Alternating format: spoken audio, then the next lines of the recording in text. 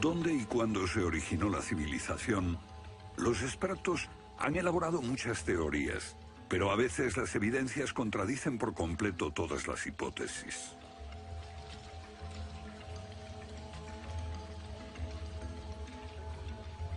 Bajo el suelo congelado de Siberia se han encontrado especies animales extinguidas por un repentino cataclismo global, como el mamut gigante. También se han descubierto mapas muy antiguos que muestran la Antártida siglos antes de que fuese descubierta. Este mapa tiene centenares de años y describe la auténtica configuración de la Tierra de la reina Maud, que está oculta bajo 1 kilómetro de hielos, y su configuración real no se conoció hasta 1949. Hace 100 años, un arqueólogo concluyó que la antigua ciudad de Tiahuanaco, en Bolivia, fue un observatorio estelar alineado con el Sol y las estrellas. Calculó que tendría 17.000 años. Su afirmación fue puesta en ridículo hasta hace poco tiempo. La única corrección que yo haría se debe a que ahora contamos con mejores mediciones, y sospecho que su antigüedad sería de unos 12.000 años. Tiahuanaco es la ciudad más antigua que conocemos en toda la Tierra.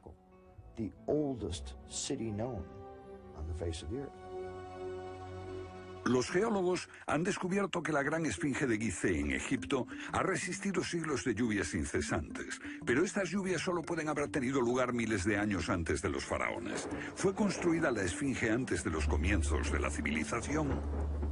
Lo que se pone en cuestión es la historia completa de la civilización. Puede que no haya ido en línea recta desde los estúpidos cavernícolas hasta los hombres tan listos de hoy con sus bombas atómicas.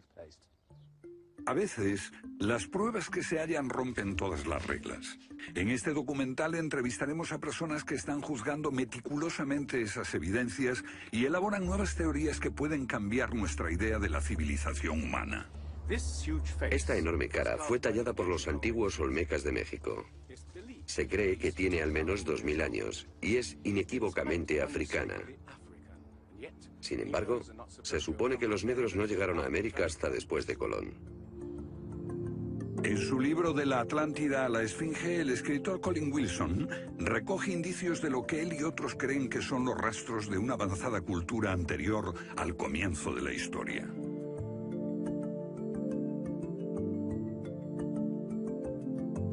El filósofo griego Platón describió de manera precisa dicha civilización que, según le dijeron los sacerdotes egipcios, surcaban los mares miles de años antes, hasta que fue destruida por un terrible cataclismo. Platón la llamó Atlántida.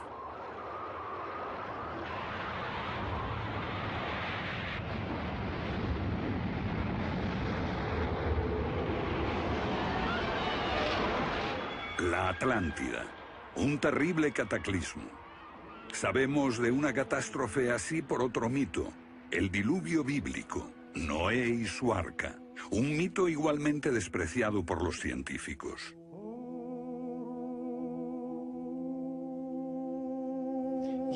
Cuando rechazan el diluvio bíblico y a Noé y el arca como una fábula, los científicos están ignorando el hecho de que hay cientos de mitos de diluvios en todas las culturas, aparte de las narraciones de Mesopotamia y de los hebreos, que dicen lo mismo sobre un desastre planetario que virtualmente borró al género humano antes del comienzo de la historia conocida.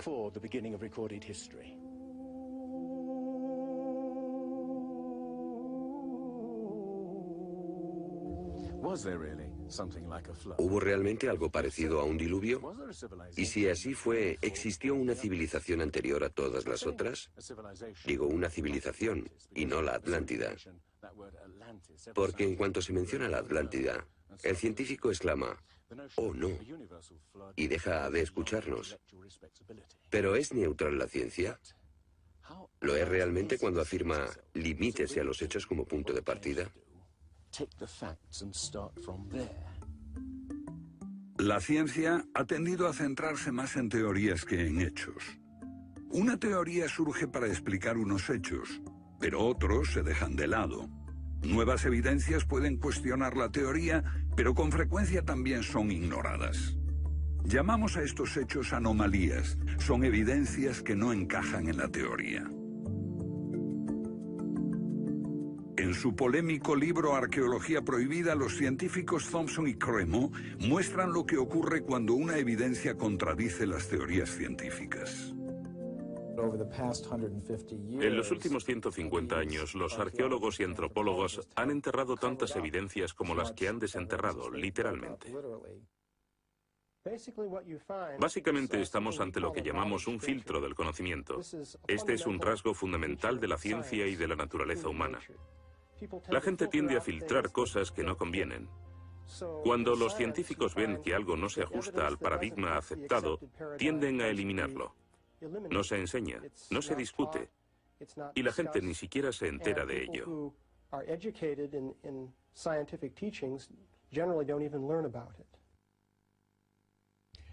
Lo que estamos diciendo, por ejemplo, sucedió en Iatitlo, México, en 1996. Cuando la arqueóloga Janestine McIntyre amenazó con echar abajo la teoría convencional de que el ser humano es relativamente nuevo en la Tierra, que llegó a Siberia hace unos 30.000 años y en América hace unos 20.000 años. En México, la arqueóloga Stine McIntyre descubrió herramientas de piedra y huesos humanos y los sometió a una batería de pruebas científicas. En 1966 pensamos que era un yacimiento antiguo y creímos que tendría unos 20.000 años. En aquella época se pensó que era demasiado tiempo.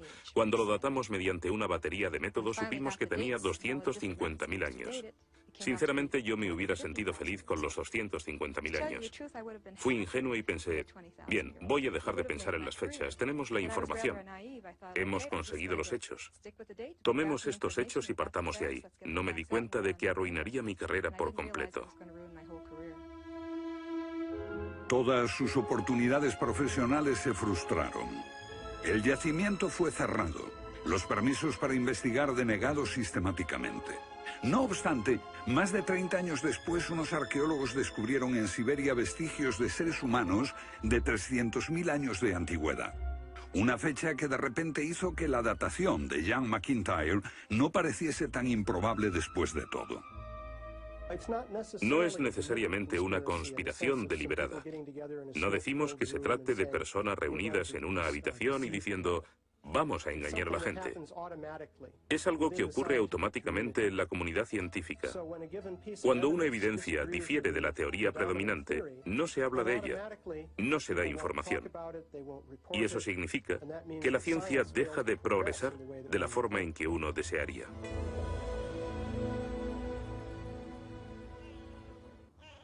¿La ciencia está pasando por alto evidencias de un pasado que hemos olvidado? ¿Pueden ser ciertos los mitos que nos hablan de la existencia en este planeta de civilizaciones que desaparecieron miles de años antes de que comenzase la historia registrada? Una nueva clase de investigadores está estudiando las anomalías que la ciencia tiende a descartar. Se plantean preguntas que pueden cambiar nuestro concepto sobre la historia humana. La fortaleza inca de Sacsayhuamán, de edad indeterminable y construida por gente que carecía de metales duros o de cemento, que no conocían la polea, ni la rueda, ni la grúa. Solo miren esta piedra. He contado 11 ángulos. Debe pesar más que 200 coches juntos y revela la increíble habilidad de la gente que la hizo. Y también algo más. Una capacidad asombrosa para manipular objetos de este tamaño. ¿Cómo diablos las levantaban? Bolivia. Las misteriosas ruinas de Tiahuanaco. La misma habilidad manual, una capacidad de construcción que resulta inexplicable. Las piedras están perfectamente ensambladas. Intentemos insertar una aguja en cualquier punto de las junturas. La aguja no entra.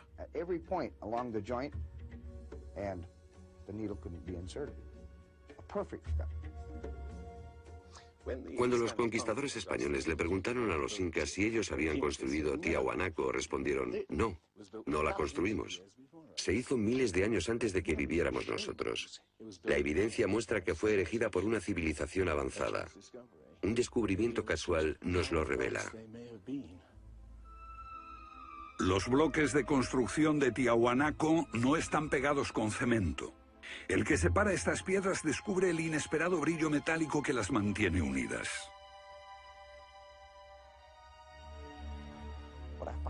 Lo que encuentro asombroso es que para trasladarlas a cada uno de los lugares donde empleaban este material, ellos tenían que contar con una especie de planta de fundición móvil para licuar el metal. Y aquí hay un uso similar de tornillos metálicos y piedras finamente unidas, como esta en forma de L. Pero estamos en otro continente.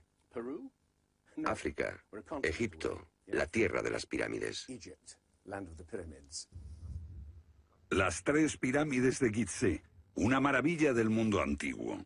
Otro pueblo que no conocía la rueda, ni la polea, ni la grúa. ¿Cómo podían transportar bloques de 100 toneladas? Su tecnología no se puede explicar ni imitar. Soy ingeniero y puedo decirles que levantar bloques de este tamaño, de este peso, requiere una grúa especial. Una gente que carecía de tales grúas o de una simple polea o una rueda, empleando herramientas de cobre, ¿cómo pudieron hacerlo? Bobal cree que la Gran Pirámide de Gizeh era mucho más que una tumba y que revela un sorprendente nivel tecnológico. En su libro Guardián del Génesis, Robert Bobal y Graham Hancock enumeran muchas hazañas inexplicables. Chris Dunn, experto en perforaciones. Bueno, permítanme una pregunta. ¿Cómo cree que lo hicieron? El sarcófago de la Cámara del Rey. ¿Cómo lograron unos constructores primitivos que la superficie interior encajase con la superficie de la piedra del sarcófago al milímetro? Esta habilidad requiere profundos conocimientos de física. Es un misterio como la perforación misma. Primitivamente, la típica manera de hacerlo sería con una sierra de arco, un berbiquí. Introducirían la herramienta en la pieza usando arena o un diamante, pero pienso que eso supondría mucho tiempo, muchos años para hacerlo.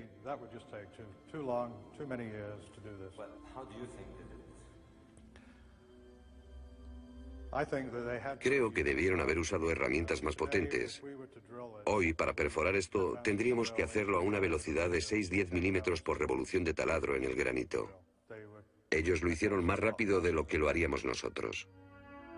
Más rápido, investigadores como Chris Dunn se preguntan acerca del propósito de emplear este raro instrumento en un friso oculto. ¿Taladros superpotentes? Esto parece una conclusión precipitada. Los indicios de un taladro de alta velocidad se erigen en otro misterio sin resolver.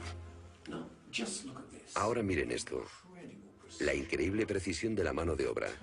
La total suavidad de las paredes en esta supuesta tumba para bueyes sagrados. Y que implica un alto nivel de destreza. Por supuesto, eso podría explicarse en términos de cientos de obreros puliéndolas durante 10 años seguidos. Pero, si hablamos del misterio de los vasos egipcios, no como este vaso de arcilla que acabo de comprar, sino vasos hechos de alabastro, basalto e incluso diorita, que es la piedra más dura de todas.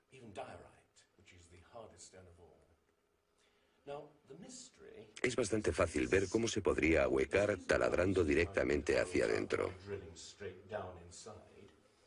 Pero, ¿qué pasa con los ángulos? La tecnología moderna es incapaz de hacerlo. Sin embargo, los antiguos egipcios moldeaban miles de piezas. Algunas de ellas 2000 años antes de la civilización que se supone surgió aquí. ¿Cómo? Otro misterio sin explicar. Inexplicable. ¿Cómo pudieron los constructores alinear sus gigantescas pirámides con los puntos cardinales tan impecablemente? En perfecta dirección este-oeste y norte-sur, con una exactitud no igualada por los modernos constructores. La Gran Pirámide parece ser un modelo matemático del hemisferio norte e incorpora el trascendental valor de pi, las veces que cabe el diámetro de un círculo en su circunferencia.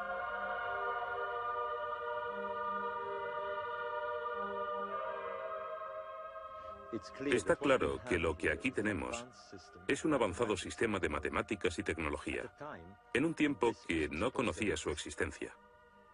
Para lograr estos resultados, los antiguos constructores tenían que usar un eclímetro de 52 grados. Cualquiera otro no valdría. Pero no solo los egipcios conocían el valor pi. Ese valor también está representado en la pendiente de esta pirámide y en el extraño ángulo que le dieron sus constructores, en Teotihuacán, México, el lugar que los indios llamaban Ciudad de los Dioses.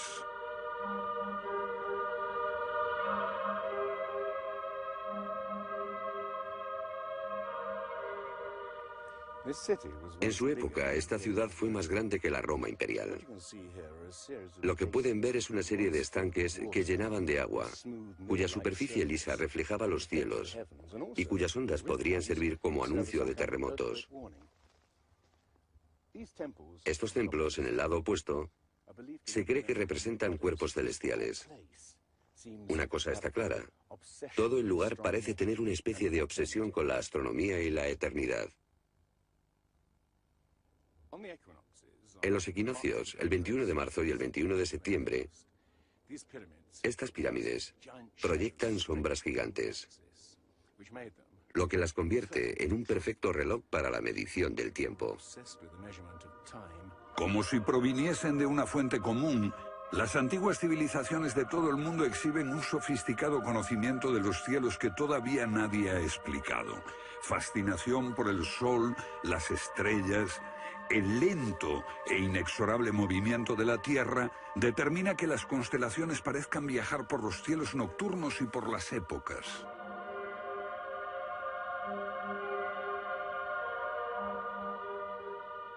Según los estudiosos, los antiguos egipcios no tenían un gran conocimiento de la astronomía.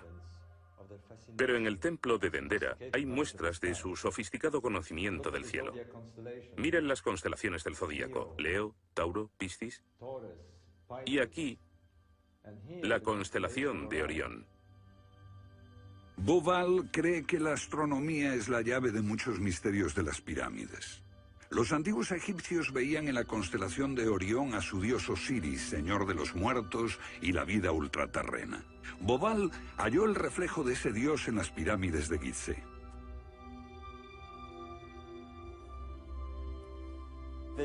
Esto es realmente un misterio. Pequeños canales de ventilación orientados hacia arriba. Para los egiptólogos no eran más que canales de ventilación, pero los astrónomos piensan distinto. Para el antiguo Egipto esto fue Rostau, la entrada al reino subterráneo, el reino del dios Osiris u Orión. Para los antiguos egipcios, Orión era Osiris, el gran dios de la resurrección. Esto es una reconstrucción del cielo en el año 2500 a.C., y fue sorprendente descubrirlo.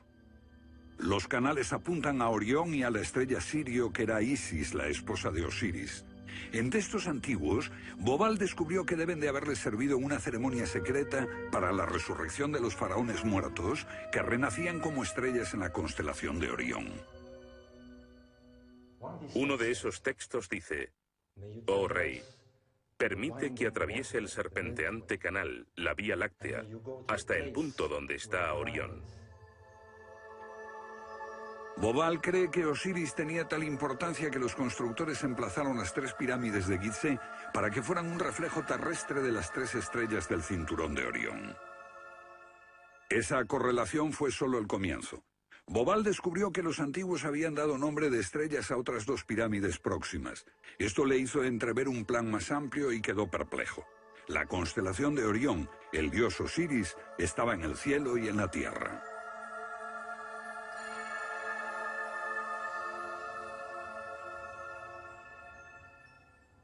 México, donde Teotihuacán presenta otro paralelo. Una leyenda la llama la ciudad de los dioses y sugiere que su propósito era convertir a los hombres en seres celestiales. Como ocurre en Egipto con las pirámides de Giza, los mitos hablan de la reencarnación en las estrellas. Ese es el secreto de Teotihuacán.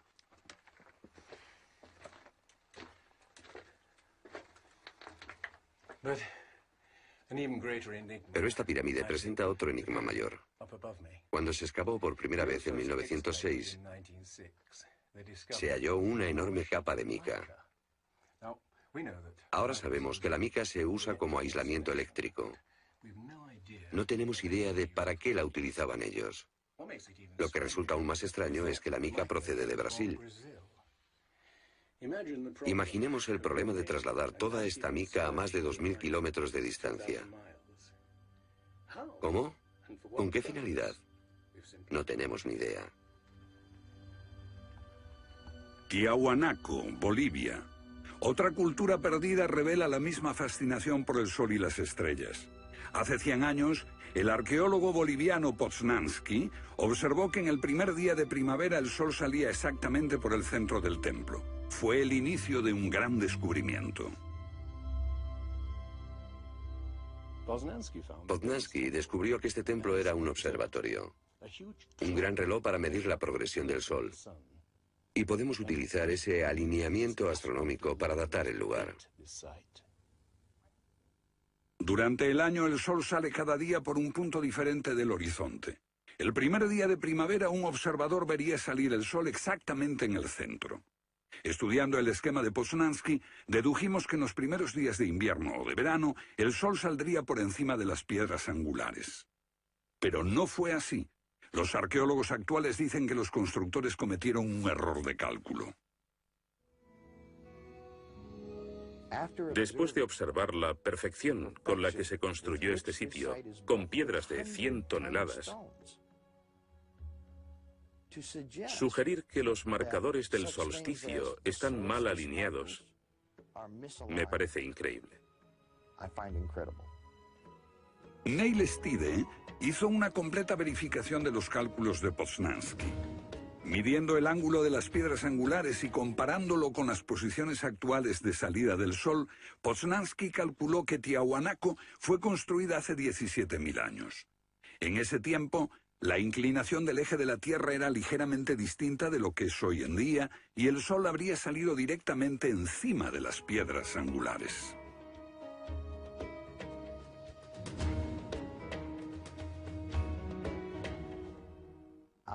Yo sospecho que la fecha sería más bien de 12.000 años. Pero eso haría que todos nos cuestionásemos completamente los orígenes de la civilización. Una civilización perdida en el tiempo dejó sus huellas en varios lugares del mundo. Los sacerdotes egipcios dijeron al filósofo griego Platón que una civilización así habría existido hace 12.000 años. Pero según la ciencia, el ser humano abandonó la prehistoria hace solo 5.000 años.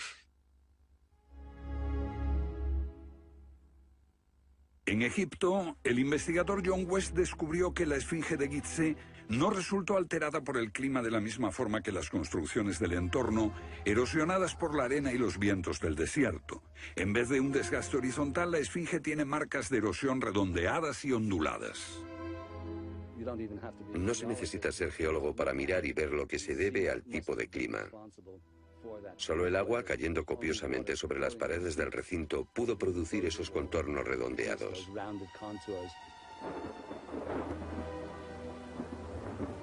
¿Agua en el desierto del Sáhara? Ciertamente no en tiempos de los faraones. Para eso hay que trasladarse a finales de la era glaciar. Unos 10.500 años antes de Cristo, miles de años antes de que existiesen los faraones. ¿Pero por qué entonces la esfinge tiene cabeza de faraón?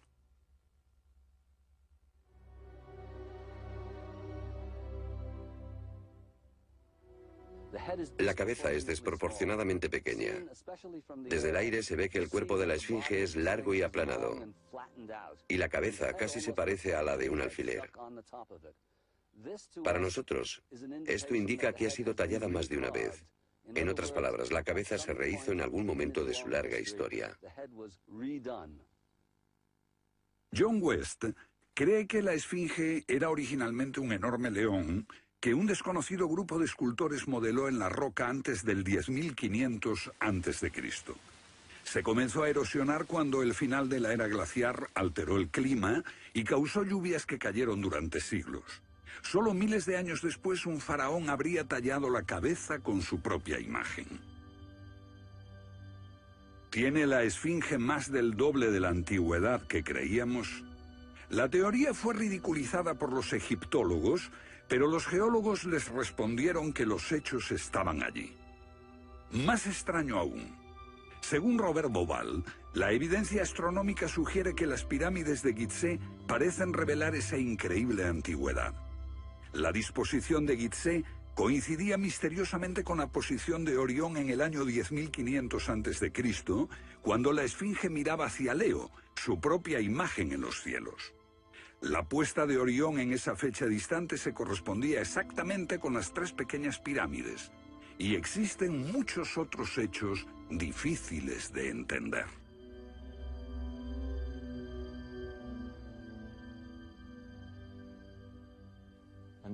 Esto coincide exactamente con las ideas que se desarrollaron tras los análisis geológicos de la esfinge. Dos ciencias sólidas indican que la esfinge podría remontarse al año 10.500 a.C.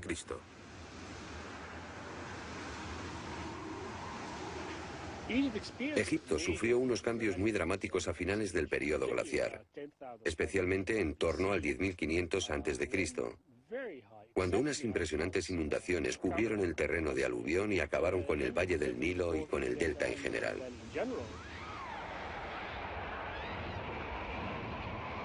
«10.500 años antes de Cristo, un periodo de inundaciones. ¿Pudieron los diseñadores de Gizeh remontarse a un tiempo tan distante? El tiempo de sus mitos dice que el dios Osiris y sus asistentes ascendieron del caos para traer los primeros frutos de la civilización. ¿De dónde vinieron?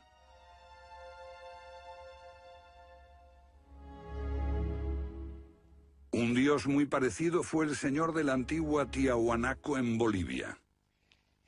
Aquí, en esta misteriosa ciudad de Tiahuanaco, era el dios que ellos adoraban. Alto, con barba, descrito como blanco, Viracocha llegó en tiempos de caos y destrucción, atravesando los mares para llevar a la raza humana una especie de renovación. El dios blanco Viracocha. En México conocido como Quetzalcóatl, que llegó con otros para traer los primeros frutos del conocimiento. Su símbolo está por todo Teotihuacán. La serpiente emplumada, símbolo del enigmático dios Quetzalcóatl que llegó desde el este después de tremendos cataclismos para traer la civilización a esta parte del mundo. ¿Pudieron dioses como Osiris, Viracocha y Quetzalcóatl haber sido personas reales que llegaron de muy lejos? ¿Eran supervivientes de un cataclismo que destruyó sus hogares y su civilización? Ahora la pregunta que nos hacemos es esta. ¿Existió una remota civilización, hasta ahora sin identificar, que llegó a Egipto, México y Sudamérica? ¿Y que dejó su impronta en un cuerpo de conocimientos, por difícil que sea de discernir? Tomados por separado, acepto que los datos aislados revelan poco, pero consideremos juntos todos esos elementos comunes.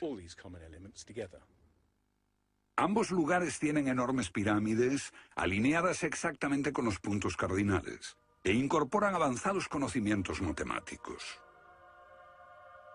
Ambas culturas demostraban un asombroso conocimiento de astronomía, expresado en los grandes monumentos sagrados que erigieron. Aunque no conocían ni la polea ni la rueda, ambas pudieron hacer construcciones con enormes piedras finalmente ensambladas en un estilo único, con ángulos en forma de L y tornillos de metal. Y ambas utilizaron el proceso de la momificación para preservar y honrar a sus muertos. Aquí se halló una nueva y asombrosa pista cuando la doctora Balabanova, de la Universidad Alemana de Ulm, descubrió que muchas momias de Egipto contenían cocaína y nicotina, naturales de Sudamérica. Tengo una cantidad de cartas insultantes. Dicen que todo esto no tenía sentido, que yo fantaseaba, que era imposible porque estaba comprobado que antes de Colón esas plantas no existían en ninguna parte del mundo, excepto en América. Pero su investigación se repitió con cientos de momias y no quedó lugar a dudas. En un pasado remoto, unos navegantes atravesaron el mar e influyeron en las culturas a ambos lados del Atlántico. La idea está sugerida incluso por lo que no está allí. México, la antigua cultura de los mayas. Los sacerdotes mayas tenían tablas para predecir los eclipses de sol y de luna. Pero hay algo muy extraño. No conocieron nunca el simple principio de la rueda.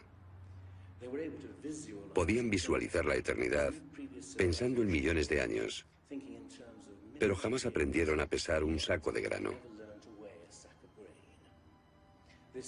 Esta compleja civilización murió finalmente porque no supo desarrollar métodos de agricultura para alimentarse.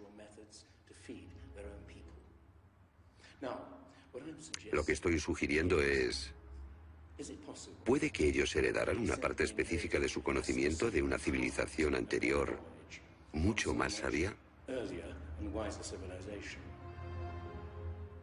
Un contacto. A veces la evidencia está ahí para que la veamos todos. Los antiguos olmecas en México pusieron a sus soberanos caras africanas. ¿Qué les parece esta? Tallada por esos mismos olmecas.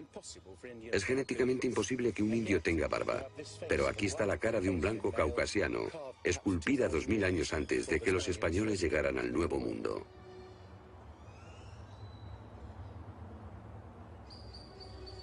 Caras de africanos y de caucasianos esculpidas muchos siglos antes de Colón. ¿De dónde vinieron? ¿Cómo llegaron aquí? ¿Cómo influyeron en la más antigua cultura de América Central, en la cultura madre de México?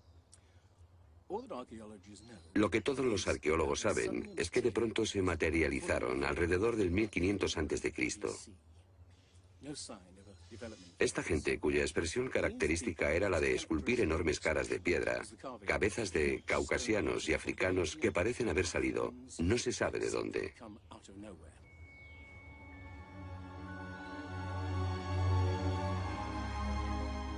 Oaxaca, la antigua ciudadela del Monte Albán.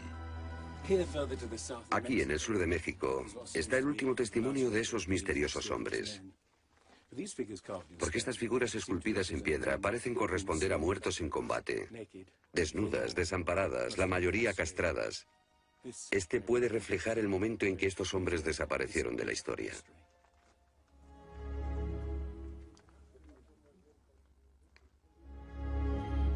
Entonces, ¿hubo una compleja civilización de navegantes que cruzó el Atlántico siglos antes de Colón? Pero tenemos otra evidencia. Estos son viejos mapas que sugieren que los antiguos marinos tenían un conocimiento de la Tierra que nunca se ha explicado. Un puzzle para los científicos de este siglo. En 1513 el almirante turco Piri Reis cartografió parte del mundo que nadie había visto hasta entonces. Colón solo exploró la zona del Caribe. No bajó a esta zona de Sudamérica, hasta la Antártida. No estuvo nunca por esa zona. Pero estos mapas muestran todos estos detalles con gran precisión, antes de que cualquier explorador europeo llegase a esas regiones. Este mapa, de muchos siglos, describe la configuración real de la tierra de la reina Maud, que ahora está sepultada bajo 1 kilómetro de hielo. Y su forma precisa no se determinó hasta 1949. Inexplicable. Los cartógrafos han meditado mucho sobre la extraña proyección cartográfica utilizada en el mapa.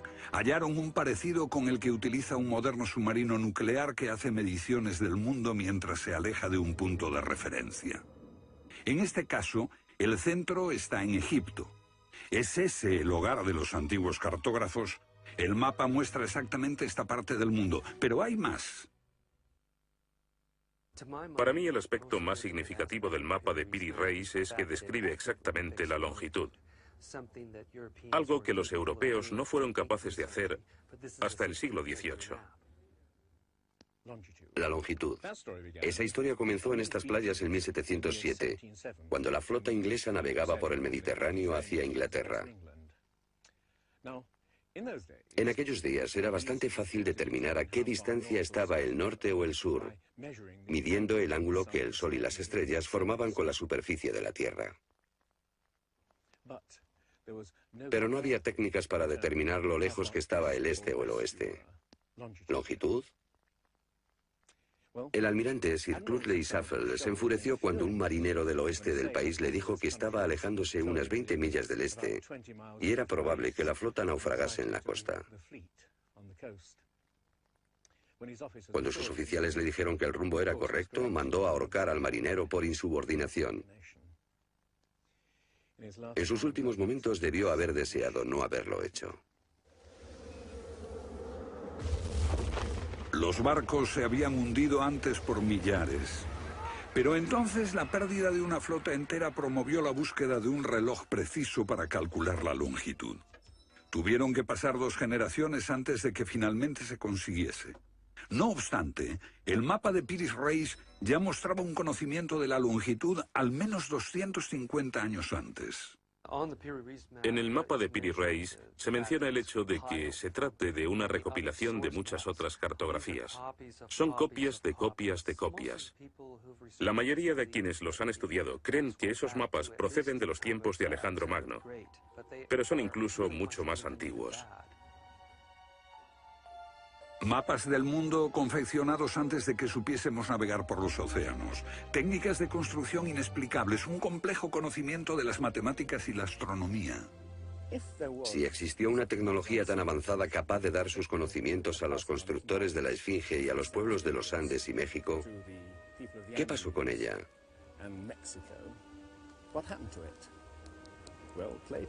Platón dice que existió esa civilización avanzada tecnológicamente y capaz de surcar los océanos del mundo, la Atlántida, situada en una enorme isla-continente. Rechazando una civilización perdida, la ciencia niega también la idea de una catástrofe global que la destruyó, pero Platón y la Biblia no son las únicas evidencias.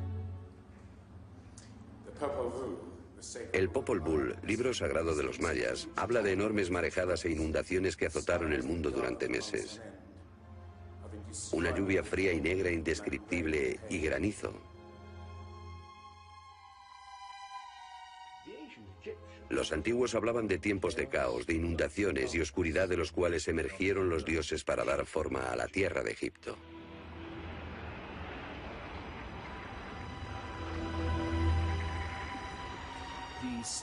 El disco solar de los aztecas se refiere a 4 ciclos de destrucción: por inundaciones, por fuego, por viento y por sangre y guerra. Y prevé el fin del mundo por un enorme cataclismo surgido de las entrañas de la tierra.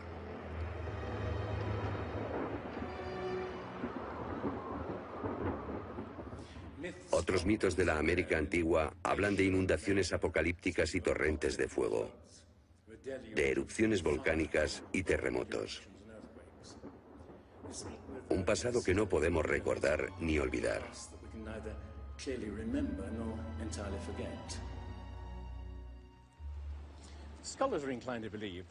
Los especialistas tienden a creer que el diluvio es una fantasía de los viejos poetas. Pero supongamos que los expertos se equivocan. Supongamos que una serie de terribles catástrofes naturales redujeron a nuestros ancestros a pequeños grupos que vivieron apartados y se esparcieron por todo el mundo. Lo que buscamos es una época que coincida perfectamente con los mitos. Igual que el zapato encaja en el pie de Cenicienta. Una pista. La fosa de Alquitrán en La Brea, California. Una inmensa sepultura de millones de animales que hoy se ha convertido en atracción turística. Bajo la superficie está el campo de petróleo del lago Salado. El asfalto brota por las grietas y fisuras como un papel cazamoscas y atrapa a los animales. Y encontramos aquí una increíble colección de especies atrapadas en los últimos 40.000 años.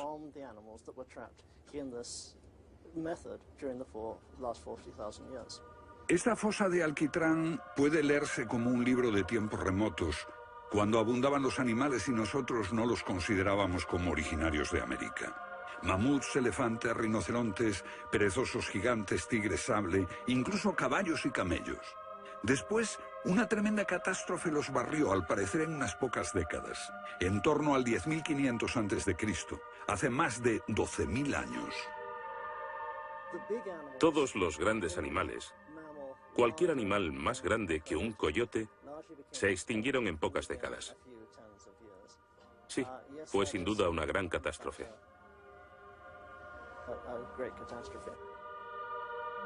Un registro de la catástrofe.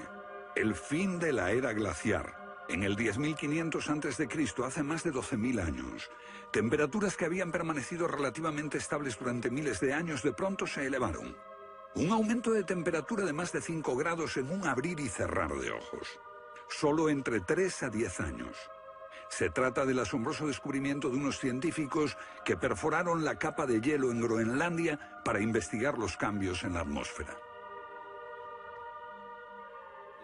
El hielo de Groenlandia ha sido llamado por algunas personas la piedra roseta del clima, porque ver que el clima puede cambiar tan rápidamente es un enorme descubrimiento. Y este cambio ocurrió en un periodo de entre 3 años y una década. Hemos observado cambios espectaculares en la química de la Tierra. Y descubrimos que en un periodo en el que las placas de hielo estaban empezando a derretirse, es cuando tenemos más señales de sedimentos volcánicos y de mayor magnitud, mayores concentraciones que en cualquier otro periodo en los últimos 110.000 años.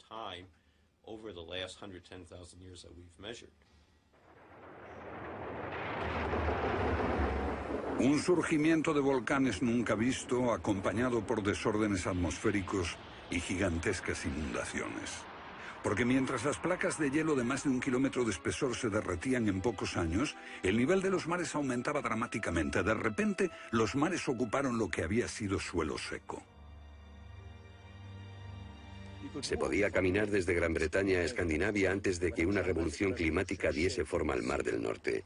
Fue un periodo en que las grandes inundaciones cubrieron las llanuras de América del Norte, y por eso es que se encuentran esqueletos de ballenas en Michigan. Un tiempo de cataclismos a finales de la era glaciar, que puede coincidir con los mitos. Solo en el Nuevo Mundo se extinguieron alrededor de 70 especies de grandes animales. Mamuts, perezosos gigantes, camellos, caballos. Permítanme ponerlo en perspectiva.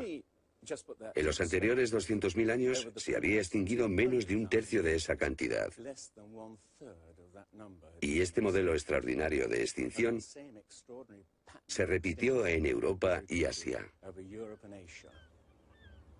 En las capas subterráneas de hielo de Siberia y Alaska se descubrió una masa enmarañada de huesos de millones de animales que perecieron en un cataclismo.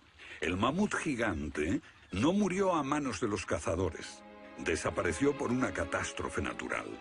A finales del siglo XIX, unos cazadores encontraron por casualidad el cuerpo de un enorme animal congelado. Después de ser desenterrado y transportado, se encontró que en el estómago tenía plantas pertenecientes a un clima templado y aún sin digerir. El animal se había congelado de una forma muy rápida, como no es capaz de hacerlo ningún congelador moderno. Lo cierto es que hace unos 12.000 o 13.000 años un frío inmenso azotó Siberia. El enigma de los mamuts congelados en un instante ha dado pie a extrañas anécdotas. Algunas ciertas y otras no. Lo que es auténtico es un informe del barón Wrangel, un naturalista del siglo XIX que descubrió la isla Byrd al norte de Siberia, donde la arena quedó literalmente mezclada con bancos de huesos y colmillos de mamut y otros animales que habían desaparecido en alguna catástrofe. Esas extinciones masivas, esa imponente actividad volcánica, ese veloz derretimiento del hielo, parecen sugerir que hubo un cambio climático brusco hace 12.000 años. Hay algún factor desconocido que no logramos descubrir.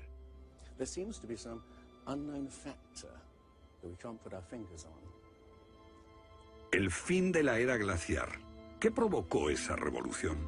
He aquí la gran cuestión. ¿Qué causó el cataclismo? Una de las mejores ideas la ha planteado Charles Hapgood. Él sugiere un desplazamiento repentino de la corteza terrestre. Toda la corteza de la Tierra es solo un tercio de un 1% de la masa terrestre. Como la piel de una naranja, si se suelta, se mueve. Más fina que una cáscara de huevo, la corteza de la Tierra queda apoyada en un interior líquido. La teoría imperante sobre la corteza terrestre es la de las placas tectónicas. Los continentes se separan lentamente durante cientos de millones de años.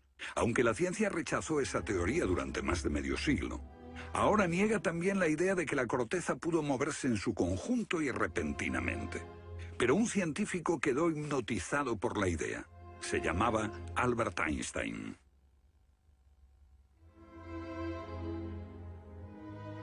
Esto es un resumen de lo que dijo. Cuando me encontré con el trabajo de Hapgood, quedé conmocionado.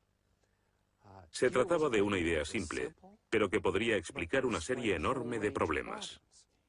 Hapgood tenía esa teoría. La cuestión era cuál fue el mecanismo que puso en movimiento el gigantesco conjunto. Y fue Einstein quien planteó una sugerencia.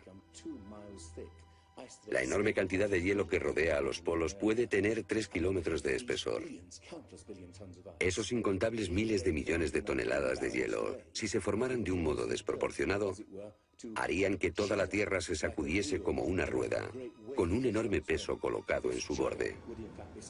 Esta vibración bastaría para hacer que la corteza de la Tierra se moviese súbitamente.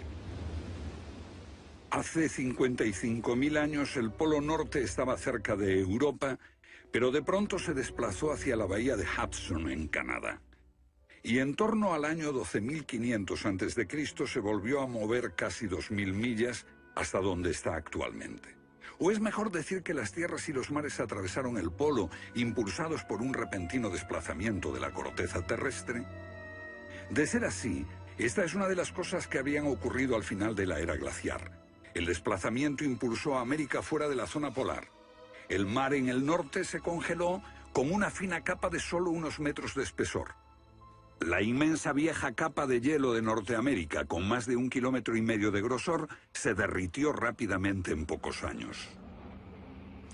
Ahora, lo que es muy interesante de la teoría de Hapgood y Einstein es que también explica bastante bien algunos otros mitos, independientemente del diluvio. Hay mitos sobre tremendos terremotos, catástrofes volcánicas, lluvias negras cayendo del cielo, congelación repentina, congelación del suelo. Y podemos ver que un ejemplo de esto es precisamente lo que pudo pasar si la corteza terrestre se desplazó. Con bastante rapidez, las áreas que antes habían estado congeladas pasarían a ser zonas cálidas, y así se explicarían hechos como el rápido congelamiento de los mamuts en Siberia. Si el desplazamiento de la corteza terrestre causó el diluvio que aniquiló una civilización, ¿dónde estaba esa civilización? Algunos investigadores creen haberla hallado en la isla griega de Santorini, que fue devastada por una terrible erupción, o en la antigua Troya, o en la isla alemana de Heligoland, casi arrastrada hacia el Mar del Norte. Pero no se ha encontrado nada.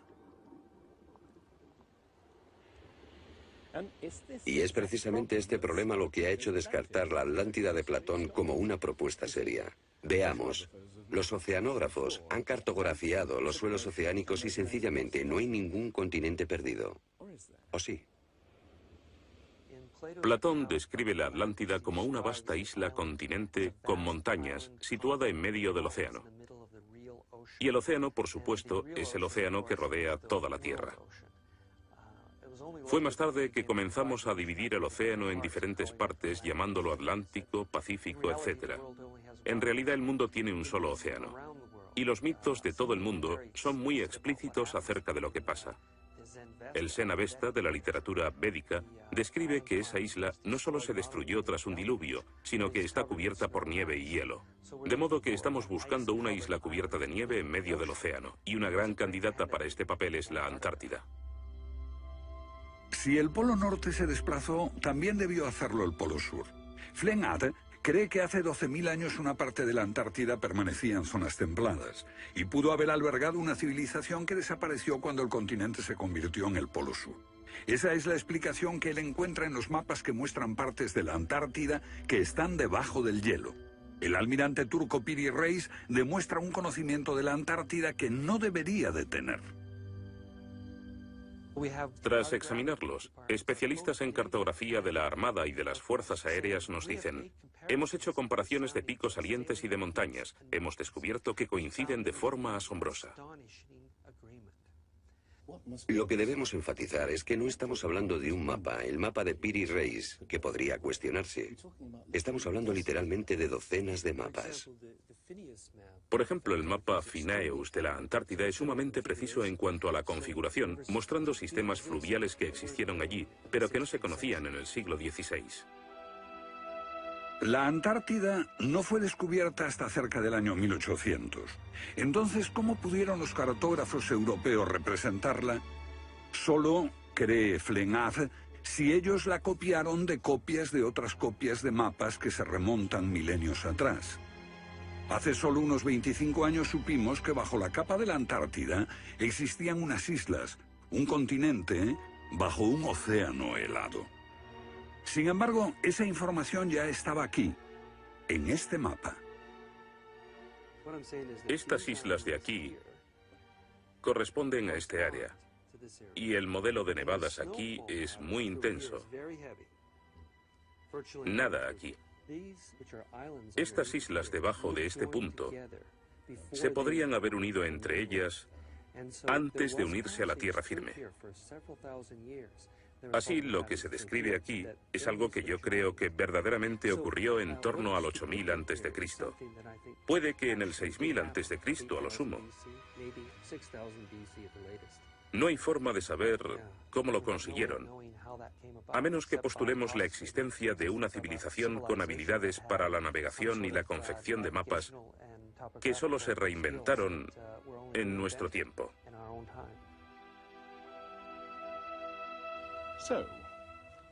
¿Fueron los comienzos de la civilización humana más remotos de lo que suponíamos?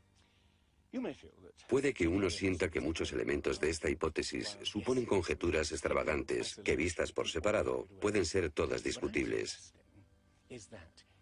Pero si juntamos esas piezas, como las piezas de un puzzle, se empieza a ver que surge un modelo.